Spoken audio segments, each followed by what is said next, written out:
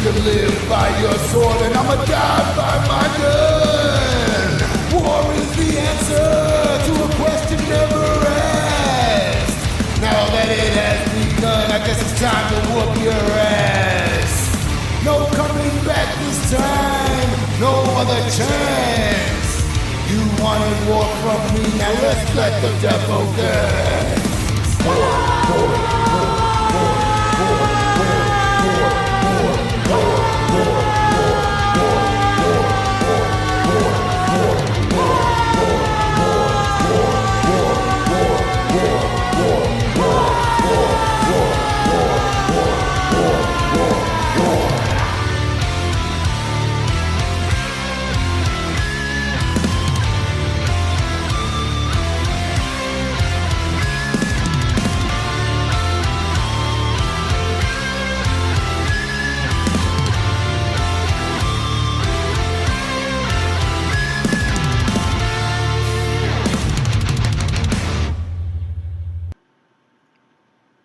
I am terribly sorry if I blew out all of your ears in that intro.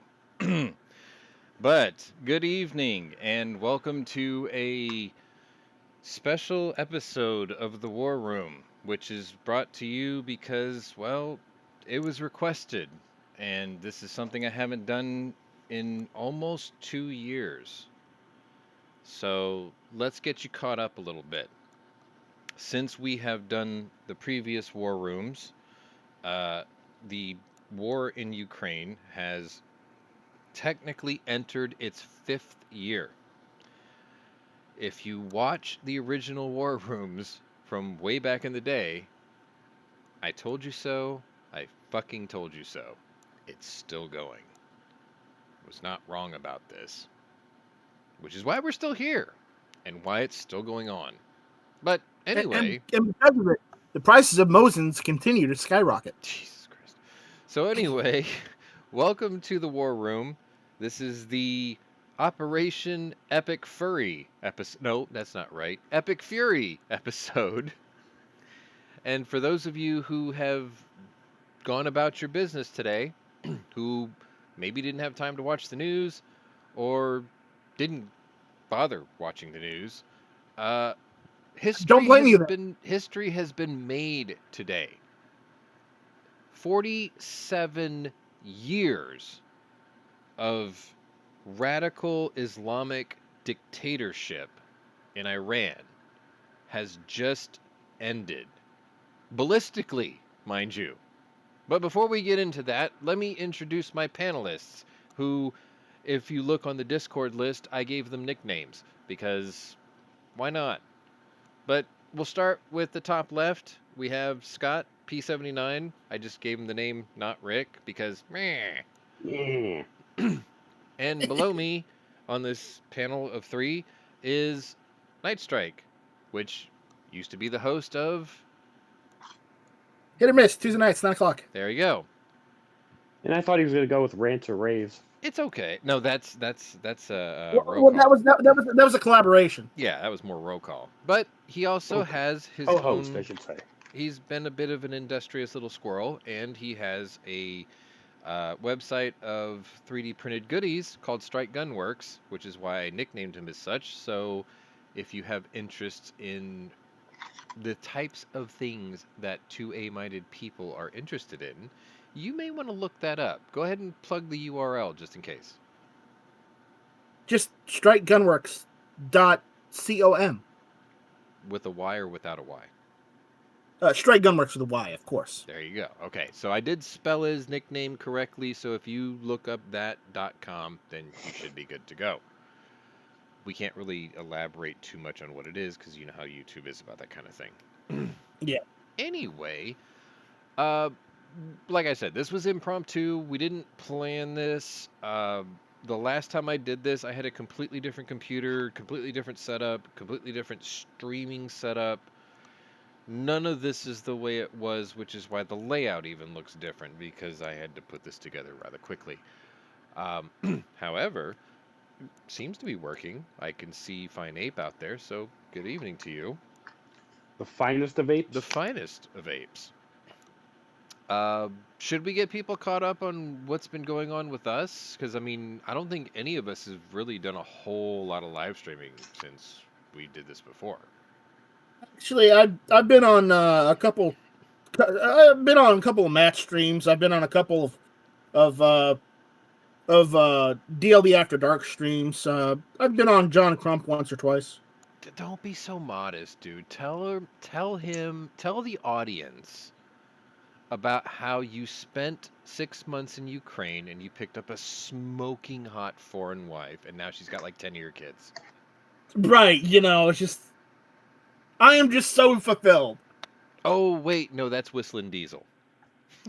No. He hasn't been arrested twice. Whistling Diesel's been arrested twice because of his car buying escapades. His LLC, his legal LLC, mind you. And you know what? Maybe we're going to start making a habit of doing this again, and we'll start doing the podcast on a regular basis again. So we can start talking about these kinds of things, because you want to talk about a guy who was screwed by the state of Tennessee. It's like, Hickok 45 told us for years how great Tennessee was. Yeah. And apparently it's not. Because you can be arrested for something that's 100% legal. Twice. Yeah. Twice. And left his smoking hot Russian fiance at the airport alone. With no contacts. With other men. Yiggity. Anyway, I really hope that works out for him, because, I mean, when I'm not talking guns or games with most of these guys, it's cars. And that guy is a gem in terms of content creation. So I think what's happening to him is a real shitty deal. And I hope it works out for him, because pretty soon he's going to have a Montana address, because fuck Tennessee. Oh, fine ape. Fine ape. That is funny. That is funny. Next podcast, he will be known as Night Squirt. With a Y. But for now, no. We will do that next time, which means he probably won't be in the panel next time. We'll avoid that nickname. I didn't come up with it. The finest of apes did it. Yeah. Fine ape, man. Come on. Why you gotta get me dirty like that? Because it's all fun and games until someone gets shot in the leg. Some of you will get that quote. I'm one of those people who can tie everything to a movie. You know what, Sean? I'm gonna respond to that with another quote. Get to the Fuck them if they can't take a joke. There you go. Arm the bomb. Very good. I actually used that reference with Scott and who else? Patrick? I think it was 2 days ago. Patrick. Yeah. But okay, so yeah, you've been on a few podcasts. You've been working on Strike Gun Works, so you've got a bunch of pretty fun squirty dealies now, which is cool. Scott, I think the last time we did these podcasts, you actually had a different employer, same line of work though, so you got that. A couple of new toys, some on the way. Yeah, a few new toys. I lost a couple toys, but me, I'm working on getting them back.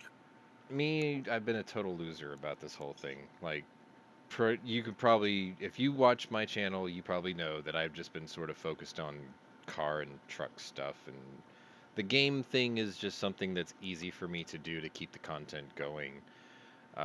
But like these two guys know, there's an AP5 SD on the way, and there's a Stizen on the way, among a few other things. So one of these days I'll get off my ass and start recording gun content again. And yet you still don't have a Shadow 2. No, I'm going to get a Shadow 3 now, because I saw the thing for that. I saw it, yeah. I think I'm just going to go straight to that. Fuck it. Because that thing is badass. That's fair. And as much as people poke fun at the name, I still think the Springfield Emissary is pretty cool. I think I'm going to get one in 45. It looks really nice, and it's not too expensive. Like, I just have to work harder, but I'll have it. So yeah, 4 guns for me. We're looking at $7,000. Fuck it. The guns I'm looking at getting. Yeah, I'm gonna get an MP5. I don't know what brand yet. One of the clones, of course. Good luck with my Mac 5. I'm looking. I've been looking at the Mac 5. That one's on that or the AP, one of the AP5s I've been looking at. I'm also. Yep. I need to get an AKV, and I want to get another 1911 and my M14 back. Ooh. Oh, So. speaking of guns, I should probably let those know what I have lost since the last time we were here. So, a couple of things happened, personal life stuff. It wasn't for me, but I liquidated a few things for others. I no longer own a 629 competitor in 44 Magnum. That one didn't sting so much because I replaced it with an Anaconda anyway. Uh, Also, the one that really hurt, I don't own my M500-4 backpacker Smith & Wesson 500 Magnum with the bears on it anymore. That one hurt because I want another one. What else did I lose? I lost my what was that thing called? Bulgarian Makarov. I don't have that anymore. Um, what else do I not have anymore? I no longer own a Russian PU sniper. That one kind of hurt. I don't have a KP9, but I think I sold that before the last time we were live. So I don't have a 9mm AK anymore. I thought you had an AKV. I do have an AKP, which is made to look like a crink. I still have that. I still have Is my that 9mm? Is that a 9mm or is that a 7.62? That's a 7.62. When I bought that, I absolutely wanted something that looked like a crink, but I wanted it in the conventional caliber of 7.62-39. It was the perfect balance of both. I'm looking right at it. It's still sitting there with its Bakelite magazine. It's sexy as hell. Just above my AKM and my RPK and my 26-inch barreled AR-10. So yeah, we're still gun-centric people. Don't get me wrong. It's just a couple of things have left me, and it kind of sucks. There was something else that I sold, and I don't even remember what the hell it is anymore. Oh yeah, I no longer invest in Lauren Hudson's fake tits. I sold my Hudson H9, original 4-digit serial number, Founders Edition H9. That still worked, mind you, but I sold it because I hung on to it for almost 10 years, and it never went up in value. And then after, who was it that owns them now? Daniel Defense. Daniel Defense. Yeah, when they took over, the gun that they put out is not even a Hudson anymore. Like, it has nothing like a Hudson anymore. So it's like, that came out, and the value of my gun just stayed stagnant or started to decline. I sold it. I got almost exactly what I paid for it 10 years earlier back out of it. So I don't think I lost anything. I kind of miss it, but I kind of don't because I never shot the damn thing anymore because I didn't want to break it. Well, we'll have to hold a moment of silence for Aero Precision. Yes. So did they officially claim bankruptcy, or they just shut the doors and didn't say a damn thing? They're circling the drain hard. Yeah. Which is So a shame. pretty much toast. So if you like the Aero Precision M4 or M5 lowers, you better go get them now because they won't be around much longer. Well, remember, Anderson also went bye-bye too. Yeah, I have a couple of those stripped. Yeah, that's the funny thing. They're gone, but I've been finding receivers all over town. Because everybody stockpiled them because they were $35. Yeah, I mean, they made so many of them. They were like the Volkswagen Beetle of AR receivers. And I hate to say it, but PSA's picked up that slack. See, that's a good example, actually. If we think about it, Poverty Pony was like the Honda Civic of AR lowers. They're everywhere. And 20 years from now, you'll still see them everywhere. Whereas my old Hudson, that is like the Chrysler K car of the 1980s. When's the last time you saw one of those on the road? You don't, unless it's the bumper of a new Ram. Like, they're gone. LeBaron convertibles, gone. Pretty much anything Mopar from 1979 to 1999, gone. They're just gone. That is essentially what a Hudson is. Well, like if you in the car too, actually. Gone. Gone. Just she gone. She gone. So anyway, those are all gone. I guess since we're here and since I'm not dropping links, if anyone's interested in 3rd gen Smiths, I have 3, and I'm not attached to them, and I'm willing to liquidate them. So if you know how to get a hold of me, get a hold of me, and we'll talk. 4006 TSW, 5906, 3913. If you don't know what that last one is, it's a Ladysmith. If you don't know what that is, watch The Walking Dead and see the gun Lauren Cohan carried for a little while before the R8. I have one because of her. Anyway, yeah, I'm probably going to get rid of those too because I'm not really that attached to them and they're just sitting around doing a whole lot of nothing. So anyway, now that we've wasted a lot of your time, maybe we should talk about why we're here, yeah? Well, if you want to. Okay, so I've prepared 6 photos to sort of just roll things along. And today, for those of you that weren't in the know, there was a military strike. Well, a bunch of military strikes. A fucking carpet bombing, so to speak. And they called it Operation Epic Fury. And this was us in conjunction with the Israeli military forces. And as you can see in the photo, we hit everything all at once. Just blah, done. And because of this level of strikes,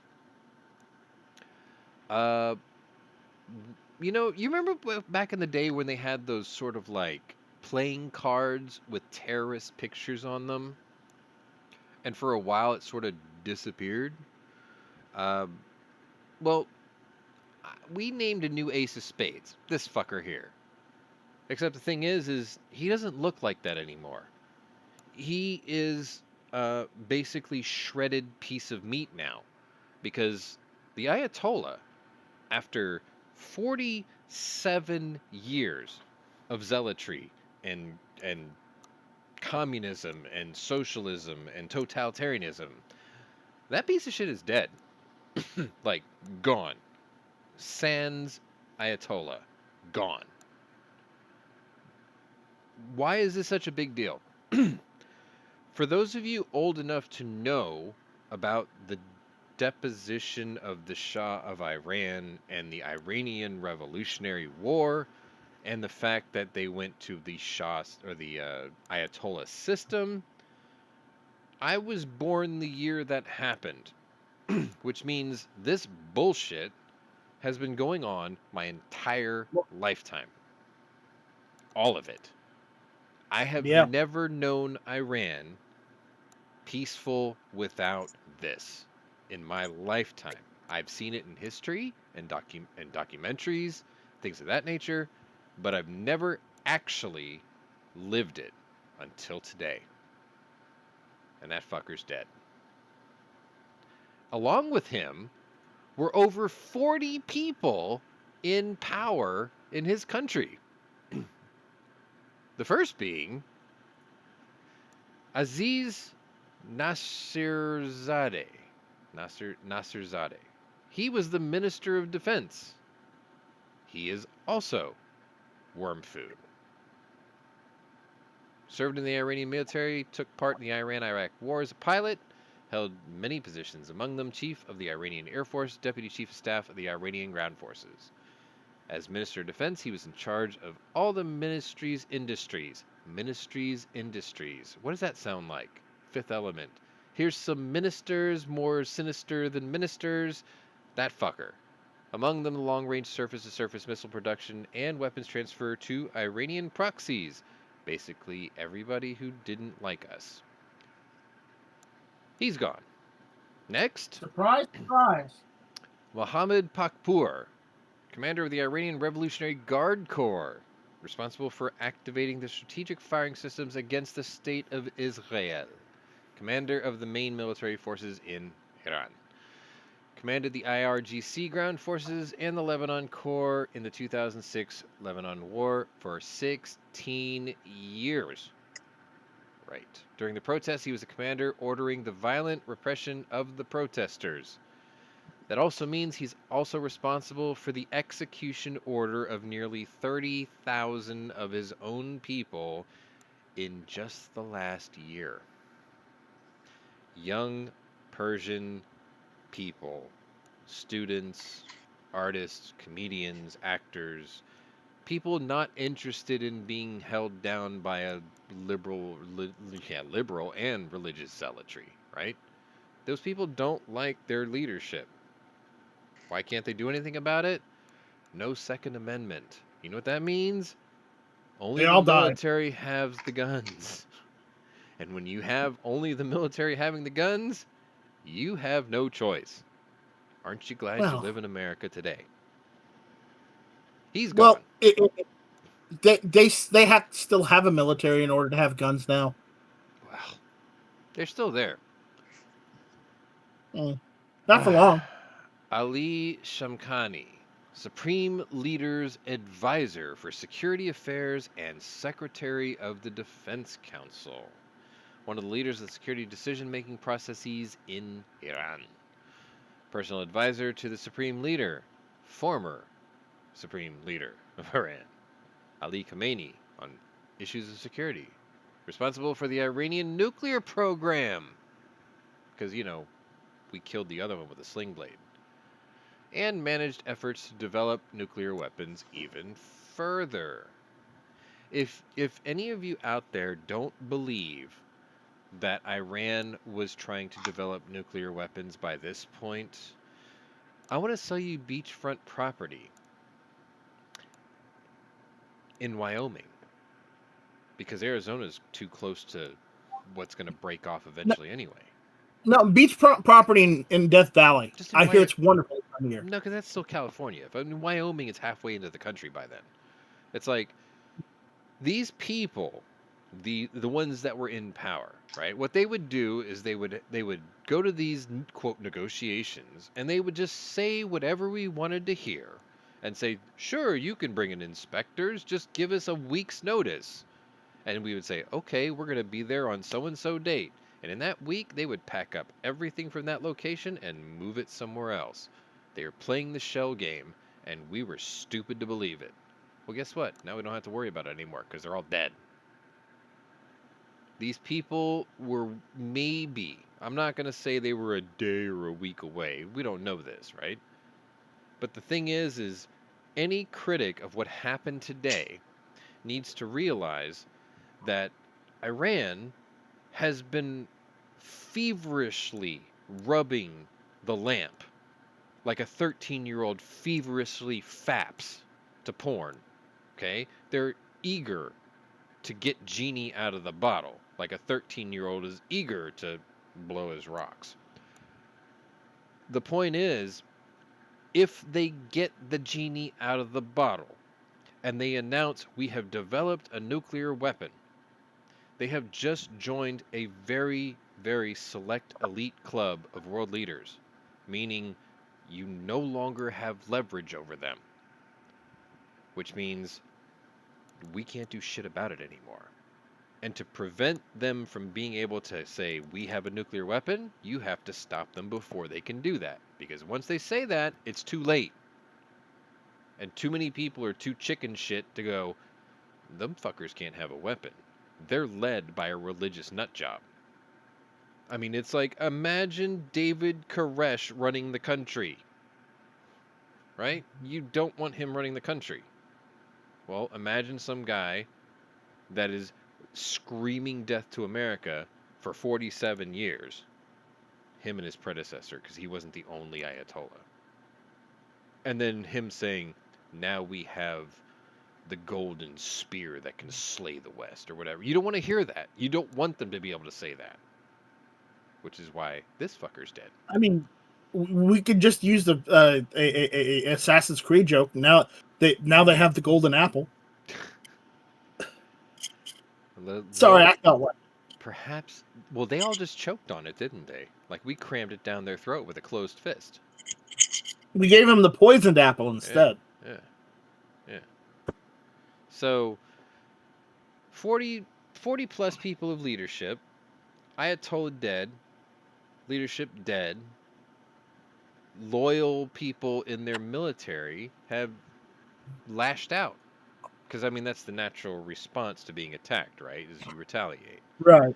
So, Iran, in its response, like, this isn't me making fun of the Iran military, okay? They're following orders, mostly. Like, the guys pushing the buttons are following orders. The guys telling them to push the buttons, they're assholes. But, And we're going to make fun of them anyways because they're Iran. It's Iran. Well, I mean, they've struck bases across Iraq, Kuwait, Jordan, Turkey. They reached the western border of Turkey. Like, that's a pretty good missile. Saudi Arabia, both coasts of Saudi Arabia. So that's, pretty good reach. UAE, Yeah. Qatar, right? You said Qatar, yeah. Like, they've hit the Dubai. whole region. Like, all over In the place. retaliation. In retaliation. They even hit Egypt. Like, you would They- think they're- Egypt's a bro. What they're trying to do is they're trying to create enough unrest to get pressure off of them so they can start a world war. They want to start a world war in the Middle East. That's what they want. Newsflash, there's been one going on for 4 years plus now. Yeah, Does that I mean know. we get to glaze the Middle East? They're just one axis asshole. Only the Persian part. Like, in my lifetime, because I have had several friends that are Iranian, and like, there are famous actors and comedians. Like, Omid Jalali is a really good example of this. DJ Khalid, freaking good example of this, right? These are people who had the means of getting the fuck out of where they were, and they warned us of what it's like over there, and they become successful outside of the regime, right? So I would really like to see in my lifetime the Iran that I've seen in history, where they're proud to call themselves the Persian Empire, where they actually had culture and history and really good-looking women with sexy accents that don't have to dress like ninjas. You know what I mean? Like, let's just bring back that. If like Hugh Hefner was still alive, he would be the delegate we would send there to smooth things over while schmoozing the women, because that's what he would do. That's what he does. To make a joke, President Trump is making Iran great again, one crater at a time. Well, that and that we're gonna free the shit out of you with all the little bombs in the pictures or whatever. But the point is there's a lot of people who have been paying attention to this, and they're saying, "Hey, fuck those people." And it's like, you can't say that, because we've seen the videos of the young people of that country fighting as best as they could to protest their situation, and they're getting systematically executed for it. We've seen their athletes being executed for competing because the women don't wear ninja garb when they go and, on an international, competition or whatever. It's like, these people are being forced into the Stone Age, and they don't want to be there. And we've had this opportunity to see this before at least 3 times in our lifetimes, these Iranian revolts, and then the military just crushes them and kills most of the people, and then they get, brought to heel or whatever. But it'd be kind of cool if they could just sort it out. And, before all these strikes happened, these two guys in the panel, we've talked about this ad nauseum for days. And, one of the ideas that I'd come up with way back when is, look, France was occupied by Germany, right? And what did we do before we got truly involved? We airdropped tens of thousands of single-shot 45 pistols, the Liberator. And it came with instructions. It basically said, you got one shot, make it count. This is the gun to get you to your next gun. Take one of theirs so you have something to defend yourself with, right? in this age of 3D printing and internet and information sharing, if we couldn't Right. drop a modern day liberator, or if we couldn't 3D print modern day liberators for them, we could have just flooded their internet with the files on how to do it themselves. And then we would see these people defend themselves or try to fight for themselves. And then the world could say, okay, maybe we should get involved. They're really trying hard. Instead of just, we'll do it for you, get out of the way. Because if they did it first, and then we helped them, it's easier to palate. Because people are like, no, look, they're fighting for their existence. You know, like fucking Ukraine, that everyone seems to forget about. Oh, I just came up with another joke. Go on. Okay, Ubisoft is making a new game. It's called The Prince of Persia, Again. featuring Pahlavi's return. Again? Look, we've had way too many of these reboots. Film, history, cartoons, whatever. We don't I need know. another Prince of Persia. But this is a real prince. These guys are just gonna walk into the spikes that come up out of the floor. It doesn't matter. Oh. You know, that whole situation. Anyway, Yeah. so this is what we've known so far. We're not going to drag this out and postulate or whatever because we don't know. Here's what we know. Savannah Guthrie's bomb is probably gone. Yeah. Statistically, we know that, right? Iran, different situation. How many people that are still loyal to the old system are going to try to grasp power? Which leads me to this analogy that I put in the video description. 16 years ago, we got this movie called The Green Zone. It had Matt Damon, right? But all that aside, you know, the premise of the story was we got to find the WMD. And it's like, eh. But it's also about we have to overthrow the leadership. And then they wanted to install a puppet government with a guy that hasn't lived there in 30 years. And we didn't want, like, half the group wanted to use the Iranian military, or Iraqi military in that movie, to sort of maintain peace and order. Because, like I said, most of those guys are just following orders. You take out the leadership, and you let the other guys keep it all together. Because they're the ones who obviously know the system. They know the area. They know the language. They know the culture, right? Patton got in a lot of trouble after World War II because what did he want to do? He wanted to hire, you know, colonels and captains and things in the Nazi army to keep the country together because that's their home. They know it better than anybody else, right? So MacArthur got in trouble for wanting to nuke the Chinese North Korean border, which he was right on that one. right, but it wasn't about using the forces that you've just vanquished. You know what I mean? Like Patton did it with the Germans in Iraq. We should have done that to some degree. And then like they illustrated that in the film Green Zone. And what ended up happening was the political infighting between Department of Defense and the CIA and whoever else. They kept trying to push their puppet guy, and everybody that was remaining in the country were like, who the fuck is this guy? Why do we want to listen to him? And there was a power vacuum. And in that power vacuum, it created civil war and unrest. And we just sort of ducked out because we were like, that's y'all's problem now.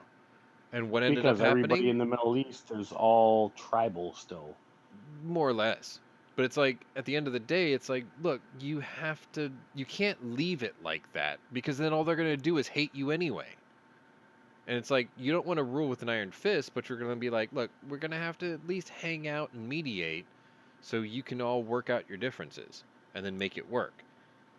What I'm hoping is that that doesn't happen in Iran after today.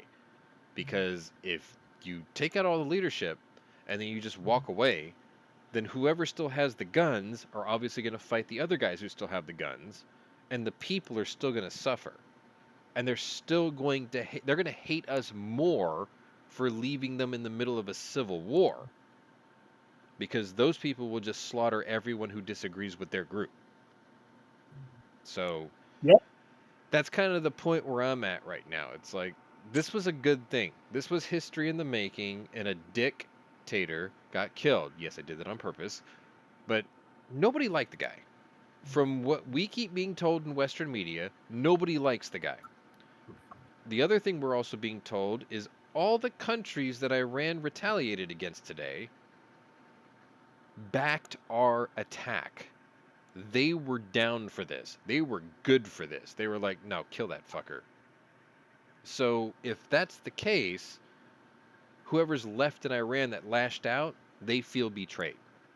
But the rest of the world, and at least a big part of the Arab world around Iran, they're like, you know They're what? pissed off. Yeah, they're like, no, go for it, bro. Take them out. Because they see opportunity here. Yeah. Well, now they're like, they're still there. Finish them off. Well, Because a deck of cards is 52 cards plus a joker, right? We took yeah, out, sadly. let's just make it nice, clean numbers. We took out 40 leaders plus the Ayatollah. That technically means there's 11 guys left on the board. Well, 12 guys if you count the Joker. But the Joker's probably just Putin anyway. I mean, think about this. Kim Jong-un shit his pants when he turned on the TV today. Oh yeah. Vladimir Putin shit his pants when he turned on the video today. Winnie the Pooh in China shit his pants when he watched the news today.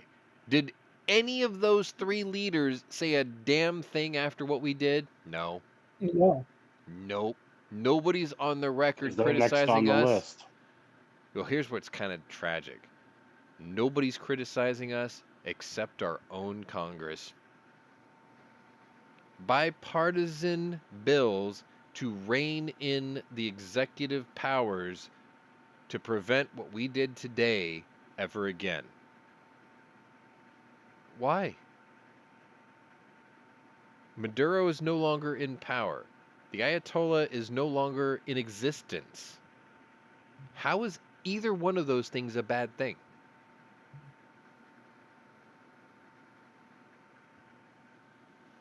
It's not a bad thing. These people were warned year after year after year. They were given an opportunity to come to the table and work out a deal. You know, if you watched the State of the Union address last week, right? It's always about taking a victory lap. President claims that he stopped 8 wars in 8 months across the world, and he named them, and he said how he did it. And the amazing part is half of that list dropped their weapons because they didn't want to be tariffed. See, so we didn't have to attack everybody. We just said, look, you want to fuck around, then we'll tax you to death. We'll tax the shit out of you. And all these tariffs that we were doing anyway, these were just responses to slanted tariffs against us by those countries for decades. Like, imagine I'm buying a BMW. They're going to charge me 50% over the actual asking price of a BMW if I lived in Germany. It's 50% more by the time it gets here. Tariffs, import fees, transportation, whatever, right? We want to sell a Corvette ZR1, Cletus's supercar, right?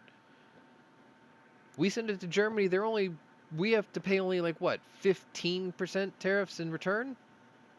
Like, they're ripping us off.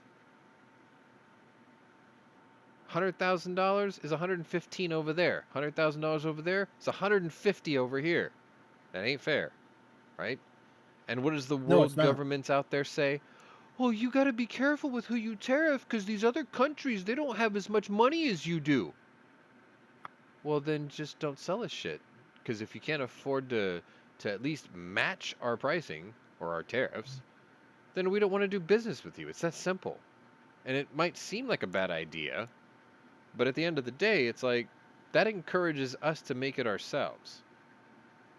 And in all honesty, that's not such a bad thing. We have to get our mouth off the nipple of cheap global labor. We caused this. The world caused this. I'm not saying us individually. The world caused the cheapest labor to be an import. And that screwed laborers in all these countries. So hopefully the tariff wars does something about that. Sure, a couple of things are going to be more expensive for a little while. But maybe it's because they were undervalued the whole time because we were living on the teat of cheap labor. Right? Now you want to Right. build cars here, you want to build iPhones here, you want to build stuff here. Fine. You better be prepared to pay the price for that, and you better be able to pay those people a living wage to do it. Because this whole slave labor sweatshop bullshit, that's coming to an end. It's not going to fly no more. Right. I mean, there's only 2 industries I can think of right now that you just want to grab by the shoulders and shake them like a newborn baby until their brain turns into yolk. One, fucking ammunition, reloading supplies. The excuse of temporary glut and all this other bullshit that we've been fed since 2015, I think it's pretty safe to say that that glut of demand is here to stay. It's been 11 fucking years, right? Actually, I want to mention something on that. Go ahead. I went into my local Walmart the other day, Yeah. and do you know what I saw in the sporting goods department? A brick of primers for $30. And powder. Really? I was just kidding. You really Yeah, saw that? I saw powder, reloading equipment. I was blown away. Walmart's selling reloading equipment now. Look, if I can't buy 1,000 primers for $30 like I used to 11 years ago, then there's still a problem. Okay, I'm not saying have that to it's pay not a problem. $100 for a box of primers. That's insane. There's a reason why I stopped hand loading for years, because I looked at these prices and I'm like, why are we having to pay this? Oh, because supply is low. It's like, why is supply low? Why can't you make more? Oh, because we don't want to expand our manufacturing facilities because this is only a temporary glut in demand. Hey, fucker, it's been 11 years. Don't you think the trend shows you that it's not coming down? I mean, what else is going up at the same time as demand? The number of states that allow constitutional carry. The relaxing of certain gun restrictions judicially. It's not going down. It's going to go up. Yeah. That's the first industry. The second one, fucking RAM, computer memory. Thank you, that AI. one is because all these companies have invested into AI. Stop investing into AI. It's That's not bullshit. it. That's not it. That's not it. They invested into AI. AI's hardware has a voracious appetite. Now, to be fair, and I don't know if you were around when I talked about this before. At the time, say in the early 1980s, okay, the computer hardware industry was driven by military contracts and oil companies. The Cray supercomputer came into its own starting then. My dad worked with them from the middle 80s to almost 2001. No, sorry, middle 80s to 1997. So like he got to the supercomputer heyday. That's what he worked on. That's what drove hardware back then. Around say 1994-ish, right? There was sort of a plateau for gaming consoles, Nintendo, Sega, whatever, right? And then they finally said, hey, we have 16-bit consoles now. And that sort of gave it a bump. But at the same time, game manufacturers were starting to code games for computers more and more and more. And they started to realize that they could make the game as good as it can be as long as the computer hardware manufacturers kept building what? Bigger hard drives, faster memory, better video cards, right? They made the hardware, and then Bill Gates steps in before he started buying up all the corporate farms and demanding everyone eats bugs and fucking having an affair with his wife. Before all that, he was like, wait, I want in on this too. So then he created, he went from DOS to Windows 3.1 to Windows XP, right? Now there's a jump, obviously. There's Windows 3.1, 3.11, Windows 2000, Millennium.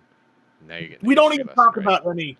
No, don't. Anyway, Don't even. the point is that evolution of operating systems followed in tandem with the skyrocketing technological jumps of computer hardware. Like what happened from computer hardware from like say 1989 to 1999 was like the Wright brothers and Kitty Hawk to the B-17 bomber. It just took off, right? Everything changed in a very short amount of time. And then we, gaming industry, drove the market. We dictated everything. Crisis dictated everything. If you don't remember the meme, ... but it can it play Crisis? That is the essence of supply and demand. The games It can play demanded Christ. the games demanded epic hardware. Well, Yeah. consoles have gotten better in the last let's say 10 years, to be fair. Consoles have gotten better in the last 10 years. A lot better. So less people are buying less computer stuff now because let's be honest, Apple sort of messed it up. I have a MacBook Pro and a MacBook Air. I never ever ever had one before. Most of you know me, PC Master Race. But even I realize a Mac does, if you use it how it was made and you don't mess with it and you just run it within the confines of its apps and how it works, it's pretty hard to beat. Like, even I'll admit that.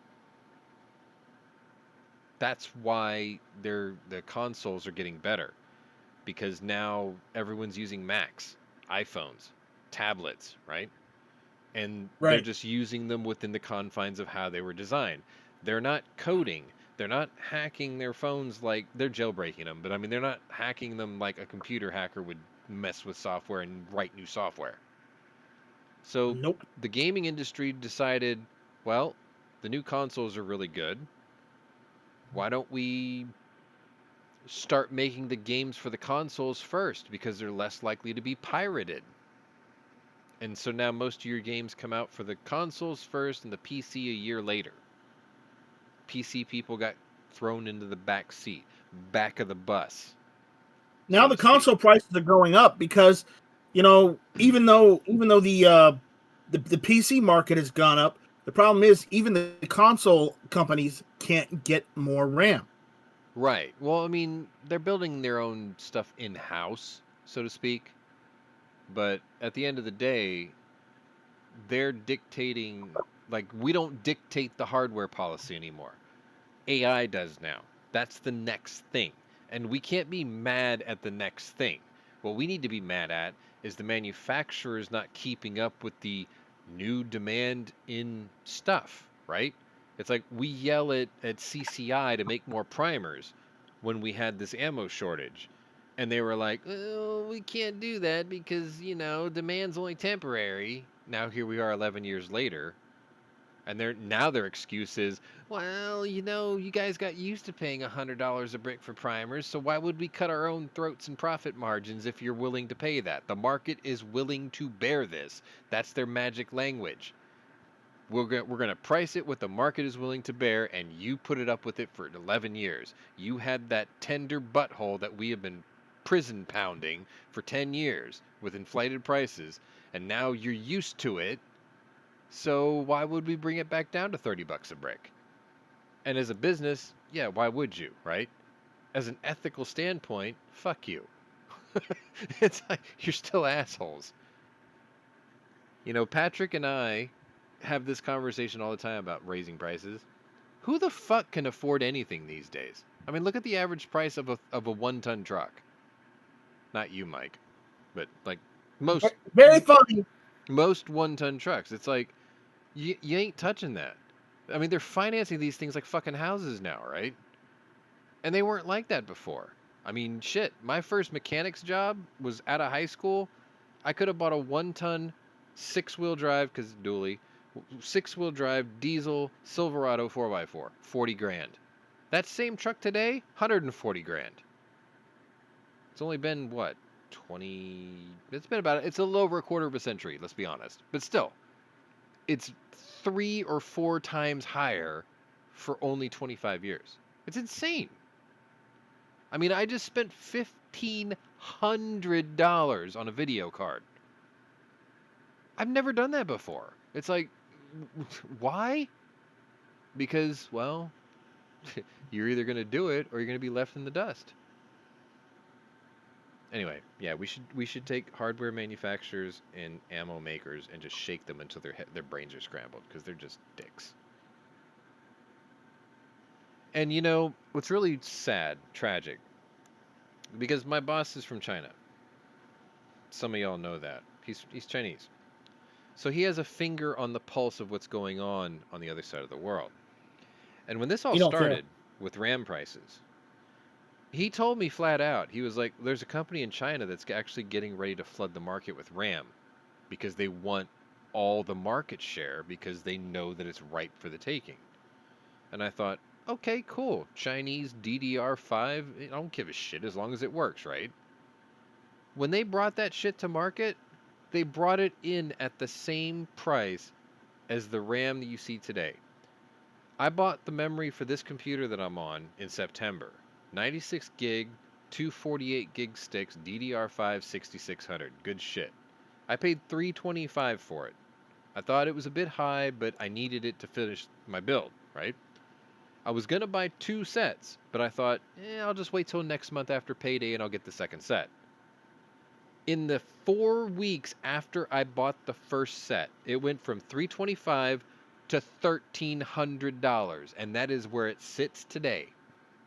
There's no justification for that. None whatsoever. So I'm stuck at 96 gig for a while. Anyway. I'm all out of stuff. I feel you, man. I'm all out of stuff. I did this on your request. I'm kind of glad you made me do it, Mike. But Told you. it was fun. I mean, I hadn't done this in a while. A little out of practice. Yep. Obviously, we meandered past this conflict or whatever, but it was fun. You guys have anything you want to say in closing? Fuck AI. Not exactly what I was thinking, but okay, I guess that's your thing. Oh, you forgot. Fuck the car manufacturers too. That's a given, though. But that's always been a thing. I'm not so sure. I mean, look at what we got now. I mean, we got diesel deletes back on the menu. I'm pretty happy about that, actually. Yeah, you are. Modern diesel truck go for it nowadays. Whew. Exactly. Let's see. Your 2500 3/4 ton Ram starts at 48,000. That comes with a 6.4 liter 392 cubic inch Hemi. To add the Cummins 6.7 24 valve turbo diesel is a $12,750 option. So now your $48,000 truck is $66,000. 66, yeah, about 66,000.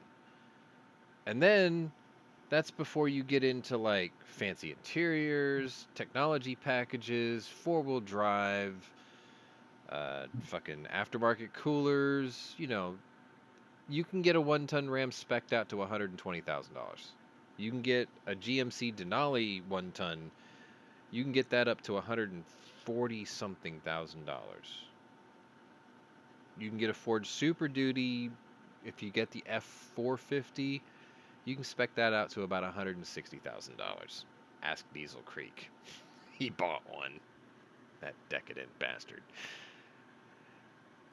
Anyway, Yeah, well, He's got his own problems with Lamborghinis right now. Does he? No, Diesel Creek, the guy up in Pennsylvania. Oh, Diesel. No, Whistling Diesel. Whistling Yeah. Diesel's the one who's got the thing. But I mean, those cars are long gone. Like, he hasn't had those in the longest amount of time. Anyway, Yeah. I guess we're done. I can't even remember. Stick a if this fork in is- her. I can't even remember if this is the right audio track, but I'm going to play this one anyway, and we'll use this as our outro. Oh, it is. Yeah. Okay. So, this was the War Room Special Edition, Operation Epic Furry. Fury? Yeah. Oh, And if you like That's what you it. saw, hit the old like button. If you're new to my channel, welcome. If you're a regular here, welcome back. Either way, check out my other playlists and see if my other interests may be of interest to you. Tomorrow, I think it's episode 9 of Kicking It Old School. So until then, we'll see you later. Bye, Felicia. yeah, I'm gonna